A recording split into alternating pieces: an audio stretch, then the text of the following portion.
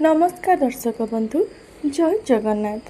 आज ही नूतन वीडियो आपण मानक स्वागत। बंधुगण, शुक्रवार दिन माँ लक्ष्मी सम्मुखरे एही निर्दिष्ट स्थान रे एक दीप जाली दियंतु एवं तापरे सेही दीप भितरे एक निर्दिष्ट जिनिस रखंतु। आपण एपरि करिबा द्वारा आपणक जीवनर समस्त कष्ट ठारू तुरंत मुक्ति पाइबे। माँ लक्ष्मींकर आशीर्वाद द्वारा आपणक घरे धनर वर्षा हेब। तेबे बंधुगण, आज ही भिडियो रे मु आपणको एपरि एक उपाय विषय कहबाकू जाउची, जहा केवल गोटिए दीप जळाइबा आवश्यक। एही उपायटी अत्यंत सरल किंतु एहार बहुत महत्वपूर्ण प्रभावशाली शक्ति रही अछि। आपण जदि एही उपायटी कौनसी एक शुक्रवार दिन करुछंती तेबे आपणको माँ लक्ष्मींकर कृपा प्राप्त हेब एवं आपणकर आर्थिक समस्या दूर हेबाकू लागिब एवं माता लक्ष्मींकर कृपा द्वारा आपणक जीवन रे धन प्रवाहित हेबाकू आरंभ हेब। हिंदू परंपरा अनुसार शुक्रवार दिनटीकू मध्य अत्यंत शुभ दिन बोली विवेचना करा जायछि। एही दिन जदि जणे व्यक्ति उपयुक्त नीति नियम अनुसार माँ लक्ष्मींक निकटरे श्रद्धा एवं भक्तिर सहित पूजा अर्चना आराधना एवं प्रार्थना करती तेबे माता लक्ष्मी सेमानंको उपरे तांकर कृपा एवं आशीर्वाद बनाई रखती। जदि आपण शुक्रवार दिन गोटे दीप जालुछंती ताहा वेद पुराण द्वारा निर्धारित सठिक नीति नियम एवं सठिक पद्धति सहित एवं केउ निर्दिष्ट जिनिस को दीपरे रखी जळेबा द्वारा माँ लक्ष्मींकर असीम कृपा प्राप्त करिपारिबे। तेबे बंधु माने सप्ताहर प्रत्येक दिन गुड़िक कौनसी न कौनसी प्रत्येक देवादेवी मानंकु समर्पित होइथाए।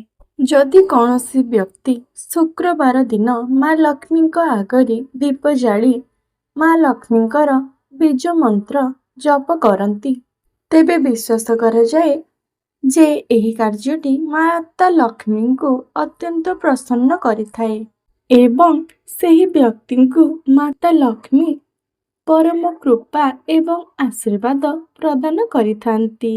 सनातन धर्म अनुसार जेते बेले भी जेकोसी देवी देवता को आमे पूजा करिथाउ ताहार आरंभ दीप जाली ही आमे करिथाउ। जेकोसी पर्वपर्वाणी हो किंबा पूजा विधि हो आमे सर्वदा सेही कार्य दीप जाली आरंभ करिथाउ एवं शुभ मनाइथाउ।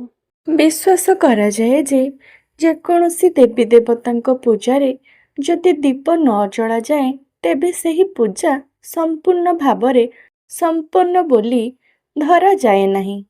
ऋग वेदरे उल्लेख करा जायछि जे जेउ घरे सकाळे एवं संध्यारे दीप जला जाय थाए सेही घरे केबे भी अंधारर आच्छादित हुए नहीं, बरं एहा सकारात्मक शक्तिर बासस्थान हो जाय थाए। जदियो गोटे परिवार रे दैनंदिन व्यापारिक उन्नति करबाकू असमर्थ होई थाए तेबे आमे प्रतिदिन सकाळे एवं संध्यारे दीप जालिबा ही सकारात्मक ऊर्जा को आकर्षित करिथाए एवं आम घरर उन्नति मध्य होई थाए एवं केबे भी नकारात्मक शक्ति एभली घरे टेकी पारिब नाही। कुहा जाए जे दीपर आलोक देवता मानंको प्रसन्न करि देइथाए एवं अनेक देवता माने मध्य एपरि घरे वास करिबाकू आगमन होइथांती। जदि आपण आपणक घरे सठिक स्थान रे एवं सठिक दिगरे वेद पुराण शास्त्र रीति नियम अनुसार दीप जलाई थांती तेबे जेकोसी समस्या एवं जेकोसी आर्थिक समस्या मुक्ति पाई पारिबे। तेबे बंधुगण ध्यान दियंतु जे ଦୀପ ଦୁଇ ପ୍ରକାରର ଜଳାଯାଇଥାଏ। ଗୋଟିଏ ଘିଅର ଦୀପ ଏବଂ ଆଉ ଗୋଟିଏ ତେଲର ଦୀପ। ଘିଅର ଦୀପ ସର୍ବଦା ବାମ ପଟରେ ହିଁ ଜଳାଇବା ଉଚିତ ଏବଂ ତେଲର ଦୀପ ସର୍ବଦା ଡାହାଣ ପଟେ ହିଁ ଜଳାଇବା ଉଚିତ। ପ୍ରତ୍ୟେକ ପ୍ରକାରର ଦୀପର ନିଜସ୍ୱ ଗୁରୁତ୍ୱ ରହିଛି। ଏହା ସହିତ ମା ଲକ୍ଷ୍ମୀଙ୍କର ପୂଜା ବିଷୟରେ ଗୋଟିଏ ନିର୍ଦ୍ଦିଷ୍ଟ ବିଧି ମନେ ରଖନ୍ତୁ। 4ଟି ଭିନ୍ନ ପ୍ରକାରର ଦୀପ ବ୍ୟବହାର କରାଯାଇଥାଏ। ଏଥିରେ ଗୋଟିଏ ଏକମୁଖୀ, ଗୋଟିଏ ଦ୍ୱିମୁଖୀ, ଗୋଟିଏ ତ୍ରିମୁଖୀ ଏବଂ ଆଉ ଗୋଟେ ଚତୁର୍ମୁଖୀ ଦୀପ ଅନ୍ତର୍ଭୁକ୍ତ। ଏହି ପ୍ରତ୍ୟେକ ଦୀପଟି ନିଜର ସ୍ୱତନ୍ତ୍ର ଗୁରୁତ୍ୱ ବହନ କରିଥାଏ। ଯଦି ଆପଣ ଆଜିର ଏହି ଭିଡ଼ିଓରେ କୁହାଯାଇଥିବା ନିର୍ଦ୍ଦିଷ୍ଟ ଉପାୟ କରୁଛନ୍ତି, ଯେଉଁଥିରେ ଶୁଭ ସମୟରେ ଏକ ଛୋଟିଆ ଦୀପ ଜାଳି ସଠିକ୍ ପ୍ରକ୍ରିୟାକୁ ଅନୁସରଣ କରୁଛନ୍ତି, ତେବେ ଆପଣ ଆପଣଙ୍କର ଆର୍ଥିକ ସମସ୍ୟାରୁ ମୁକ୍ତି ପାଇପାରିବେ। ଯଦି ଆପଣ କୌଣସି ଆର୍ଥିକ ସମସ୍ୟାରୁ ମୁକ୍ତି ପାଇବା ପାଇଁ ଚାହୁଁଛନ୍ତି, ତେବେ ଆପଣ ଏହି ଉପାୟଟି ନିଶ୍ଚିତ ଭାବରେ କରିପାରିବେ। ଏହି ଉପାୟଟି ଆପଣଙ୍କ ଜୀବନରେ ଚମତ୍କାର ଏବଂ ସକାରାତ୍ମକତାର ପରିବର୍ତ୍ତନ ଆଣିପାରିବ। ତଥାପି ପ୍ରତ୍ୟେକ ଉପାୟଟିକୁ ଭଲ ଭାବରେ ବୁଝିବା ଏବଂ ଉପଯୁକ୍ତ ସମୟରେ ନିର୍ଦ୍ଦିଷ୍ଟ ସ୍ଥାନରେ କରିବା ଉପରେ ବିଶେଷ ଧ୍ୟାନ ଦେବା ଉଚିତ। ଏହି ଉପାୟଟି ଦ୍ୱାରା ଆପଣଙ୍କର ଘରୁ ନକାରାତ୍ମକତାର ଶକ୍ତି ମଧ୍ୟ ଦୂର ହେବ। ଯଦି ଆପଣ ଚାହାନ୍ତି ଦେବୀ ଲକ୍ଷ୍ମୀ ଆପଣଙ୍କ ଉପରେ ଏବଂ ଆପଣଙ୍କ ଘର ଉପରେ ତାଙ୍କର ଆଶୀର୍ବାଦ ଏବଂ କୃପା ବନାଇ ରଖନ୍ତୁ, ତେବେ ଆପଣଙ୍କୁ ପ୍ରତ୍ୟେକ ଶୁକ୍ରବାର ସୂର୍ଯ୍ୟାସ୍ତ ପରେ ଆପଣଙ୍କୁ ସ୍ନାନ କରି ଶୁଦ୍ଧ ବସ୍ତ୍ର ପରିଧାନ କରିବାକୁ ପଡ଼ିବ ଏବଂ ମୁଖ୍ୟ ପ୍ରବେଶ ଦ୍ୱାରରେ ଏବଂ ଆପଣଙ୍କ ଘରର ପ୍ରତ୍ୟେକ କୋଣରେ ଏକ ତେଲର ଦୀପ ଜଳାଇବାକୁ ପଡ଼ିବ। ଆପଣ ଏହି ତେଲର ଦୀପ ଜାଳିବା ପୂର୍ବରୁ ଏହି ବିବରଣୀ ପ୍ରତି ବିଶେଷ ଧ୍ୟାନ ଦିଅନ୍ତୁ।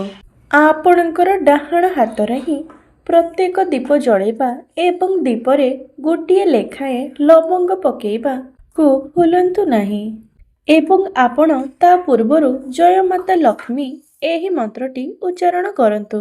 ଆପଣ ଯଦି ଏହି ପ୍ରତିକାରଟି ପ୍ରତ୍ୟେକ ଶୁକ୍ରବାର କରନ୍ତି, ତେବେ ଆପଣଙ୍କ ଘରେ ସକାରାତ୍ମକ ଶକ୍ତି ବାସ କରିବ ଏବଂ ଯେଉଁ ଘରେ ସକାରାତ୍ମକ ଶକ୍ତି ବାସ କରିଥାଏ, ସେଠାରେ ମା ଲକ୍ଷ୍ମୀ ନିଶ୍ଚିତ ଭାବରେ ବାସ କରିଥାନ୍ତି। ଯଦି ଆପଣ ଚାହାନ୍ତି ଆପଣଙ୍କ ଜୀବନରେ ଧନ ସ୍ଥାୟୀ ହୋଇ ରହୁ ଏବଂ ବୃଦ୍ଧି ପାଉ, ତେବେ ତନ୍ତ୍ରଶାସ୍ତ୍ରର 34 ଅଧ୍ୟାୟରେ ଏକ ଶକ୍ତିଶାଳୀ ପ୍ରତିକାର କୁହାଯାଇଛି। ଯଦି ଆପଣ ଏହି ଉପାୟଟି କରୁଛନ୍ତି, ତେବେ ଆପଣଙ୍କ ଜୀବନରେ ପ୍ରବେଶ କରୁଥିବା ଟଙ୍କା ସ୍ଥାୟୀ ହୋଇ ରହିବ। ପ୍ରତ୍ୟେକ ଶୁକ୍ରବାର ସୂର୍ଯ୍ୟାସ୍ତ ପରେ ଆପଣ ଏକ ଅଶ୍ୱତ୍ଥ ଗଛ ପାଖକୁ ଯାଆନ୍ତୁ। ଏହି ଅଶ୍ୱତ୍ଥ ଗଛର ପୂର୍ବ ଦିଗରେ ଆପଣଙ୍କୁ ଏକ ସୋରିଷ ତେଲର ପୂର୍ଣ୍ଣ ଦୀପ ଜଳାଇବାକୁ ପଡ଼ିବ ଏବଂ ଏଥିରେ 3ଟି କଳା ରାଶି ପକାଇବାକୁ ଭୁଲିବେ ନାହିଁ। ଯଦି ଆପଣ ପ୍ରତ୍ୟେକ ଶୁକ୍ରବାର ଏହା କରନ୍ତି, ତେବେ ନିଶ୍ଚିତ ଭାବରେ ଆପଣଙ୍କ ଜୀବନରେ ଅଯଥା ଖର୍ଚ୍ଚ ସମ୍ପୂର୍ଣ୍ଣ ଭାବରେ ବନ୍ଦ ହୋଇଯିବ। ଆପଣଙ୍କର ସଞ୍ଚିତ ଧନରେ ବୃଦ୍ଧି ହେବ। ଆପଣଙ୍କୁ ବିଭିନ୍ନ ଦିଗରୁ ଧନ ଆସିବାର ବାଟ ଖୋଲିଯିବ।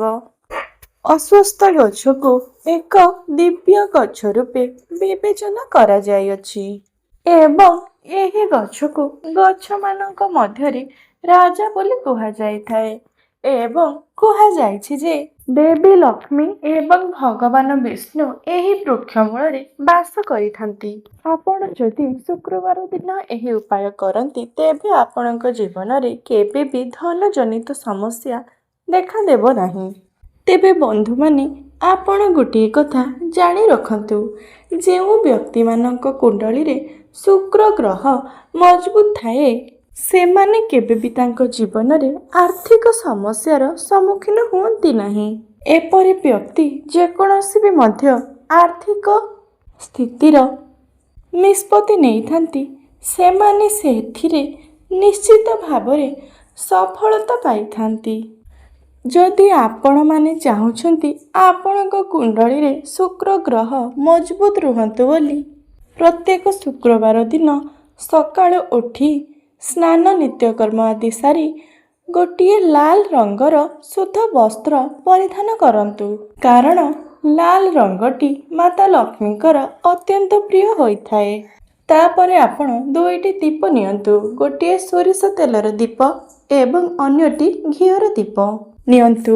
ଏହି ଦୀପଗୁଡ଼ିକୁ ଆପଣ ଆପଣଙ୍କର ପୂଜା ଘରେ ଜଳାନ୍ତୁ। ଆପଣ ଯଦି ଏମିତି ପ୍ରତ୍ୟେକ ଶୁକ୍ରବାର କରନ୍ତି ତେବେ ଶୁକ୍ର ଗ୍ରହ ଆପଣଙ୍କୁ ନିଶ୍ଚିତ ଭାବରେ ସମର୍ଥନ କରିବେ।